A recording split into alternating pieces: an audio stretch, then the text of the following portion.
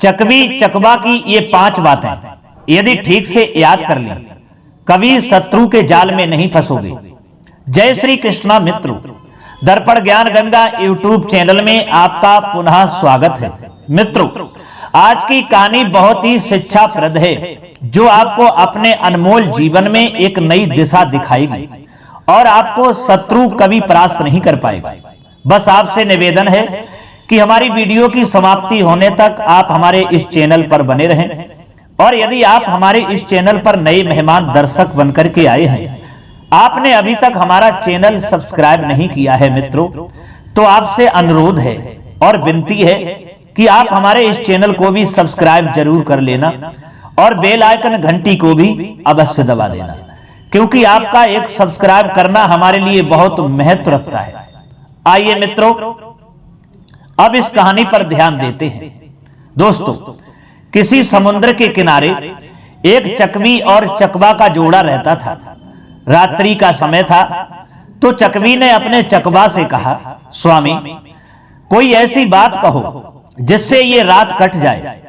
मित्रों, चकवी की बात सुनकर वह चकवा कहने लगा, भद्रे, आज हम इस कहानी के माध्यम से वो 5 बातें बताते हैं, जो ये 5 बातें दुनिया का कोई भी प्राणी ठीक से याद कर लेगा और समझ लेगा, तो उसका शत्रु कितना भी बलवान क्यों ना हो, कभी परास्त नहीं कर पाएगा। आइए अब हम आपको ये कहानी सुनाता हूं।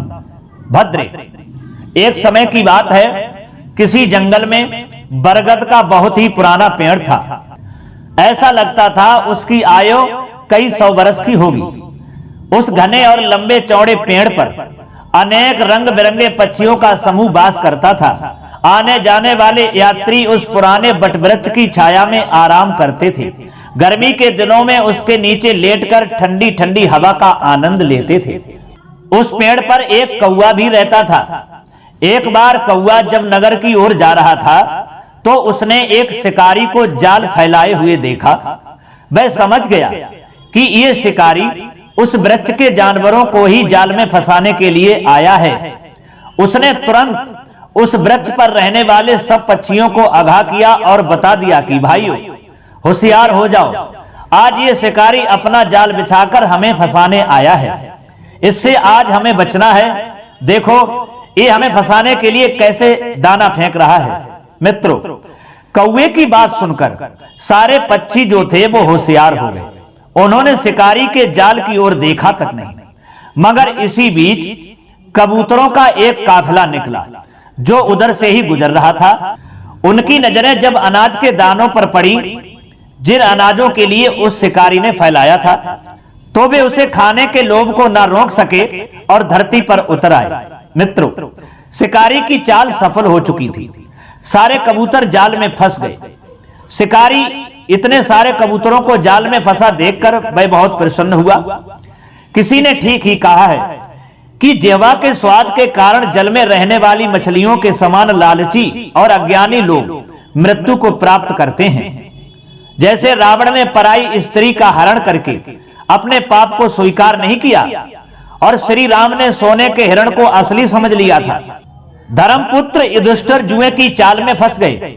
यही सत्य है कि जब भी मनुष्य पर संकट आता है, तो उसकी बुद्धि भ्रष्ट हो जाती है।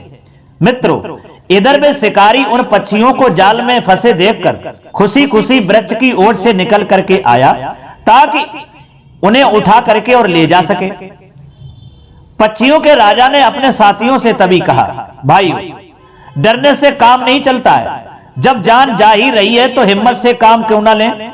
मरने से तो यही अच्छा है कि हम बुद्धि और ताकत से काम लेते हुए इस जाल को ही ले उड़ चले, फिर जो होगा वो देखा जाएगा। भाइयों, अपने राजा की आज्ञा पाते ही वे सारे कबूतर वहां से जाल समेत ही उड़ गए, यानी जाल को लेकर के ही उड़ गए। शिकारी बेचारा उन्हें उड़ते देखकर ठंडी आहें भरता हुआ हाथ मलकर ही रह गया। शिकार तो उसे मिला ही नहीं, उसका जाल भी वो लोग साथ ही ले गए। मित्रों, कबूतरों का झुंड उस जाल समेत उड़ा जा रहा था, मगर अब उन्हें इस बात की चिंता हो रही थी कि उनके इस जाल के बंधनों को कौन काटेगा। तभी कबूतरों के राजा को अपने एक पुराने मित्र चूहे की याद आई, जो इसी जंगल में ही रहता था। वे सबके सब जाल समेत उस चूहे के बिल के पास में पहुंचे और बाहर से ही राजा ने अपने मित्र चूहे को आवाज लगाई और कहा, भैया मैं तुम्हारा मित्र हूं, कबूतरों का राजा बोल रहा हूं। हम इस समय बहुत बड़े संकट में फंसे हैं, तुम ही हमारी जान बचा सकते हो।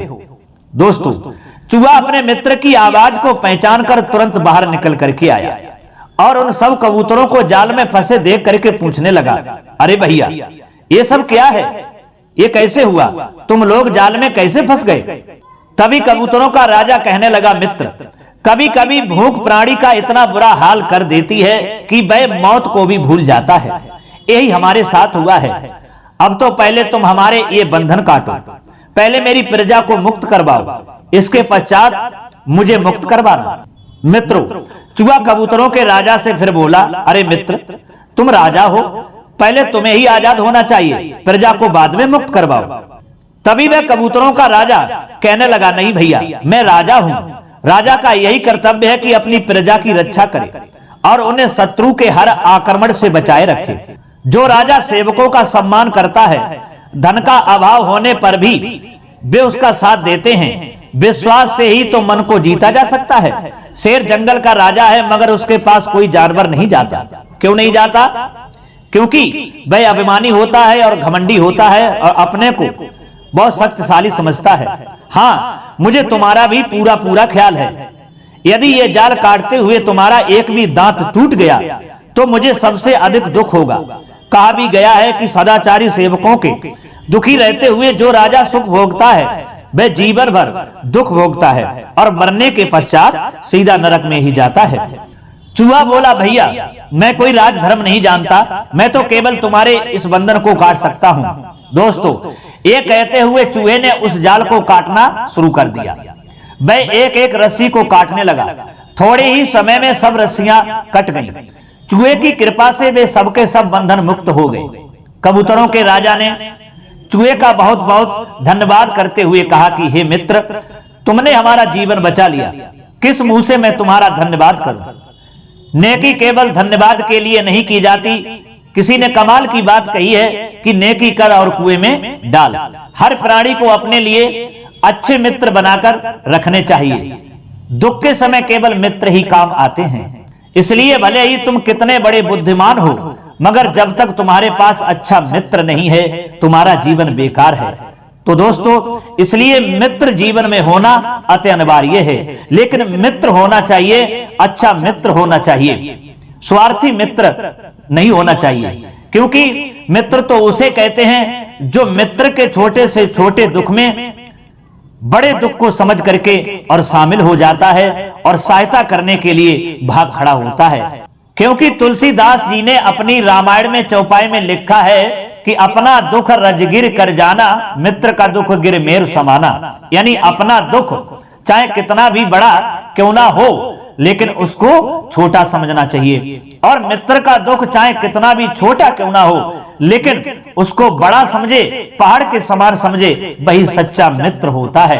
कहते हैं कि जो न मित्र संग होए दुखारी, उन्हें विलोकत पातक भारी। यानी जो अपने मित्र के साथ दुख में शामिल नहीं होता, जो मित्र के दुख को दूर करने के लिए तैयार नहीं होता और उसके दुख को देख करके उसका साथ छोड़ देता है, तो वह पाप का हकदारी बन जाता है और सीधे नरक में जाता है। इसलिए मित्र बनाओ तो मित्र की रक्षा करना भी सीखो, सहायता करना भी सीखो, और नहीं तो मित्र मत बनाओ। लेकिन मित्र बनाओ तो एक सच्चा मित्र बनाओ जो आपका जीवन में साथ दे, आपके दुख में साथ दे। ऐसा स्वार्थी मित्र मत बनाओ जो वक्त आने पर आपको छोड़ करके चला जाए। क्योंकि आज के युग में ऐसे ऐसे मित्र हैं जो किसी ने कहा है कि जब तक पैसा पास यार मेरे संग संग डोले, और पैसा नहीं रहे पास यार मुंह से नहीं बोले। क्योंकि आधुनिक जो मित्र हैं, आज के युग में जो मित्र हैं, इस कलयुग में, वो अधिकतर स्वार्थी मित्र मिलते हैं। कि जब तक आपके पास धन है, दौलत है, पैसा है, गाड़ी है, बंगला है, हजारों मित्र आपके पीछे भागते हैं और तैयार रहते हैं। और जब आप पर वक्त आता है, आपके पास धन नहीं होता, दौलत नहीं होती, गाड़ी नहीं होती, बंगला नहीं रहता, केवल झोपड़ी रह जाती है, और ऐसे वक्त में तो वही मित्र जो हजारों पीछे भागते हैं वो साथ छोड़ करके चले जाते हैं, क्योंकि वो स्वार्थी मित्र होते हैं। और जो सच्चा मित्र होता है तो उसी दुख में, उसी वक्त में भाग करके और सामने आ जाता है और आपके साथ जीने और मरने के लिए तैयार हो जाता है। यही सच्चा मित्र होता है मित्रों।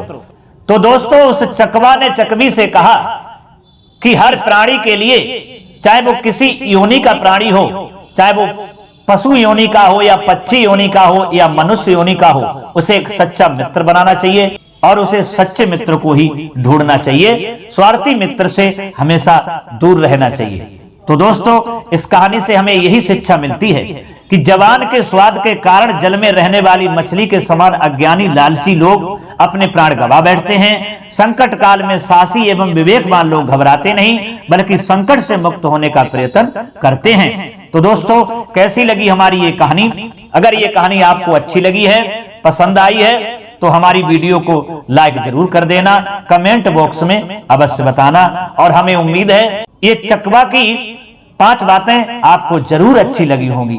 अगर ये कहानी आपको अच्छी लगी है, पसंद आई है, तो हमारी वीडियो को लाइक जरूर कर देना, हो सके तो मित्रों को भी शेयर कर देना। फिर मिलते हैं अगली वीडियो में किसी नई कहानी और ज्ञान चर्चा के साथ में। तब तक के लिए सब्सक्राइबर बंधुओं एवं दर्शकों के लिए राधे राधे, जय श्री कृष्णा।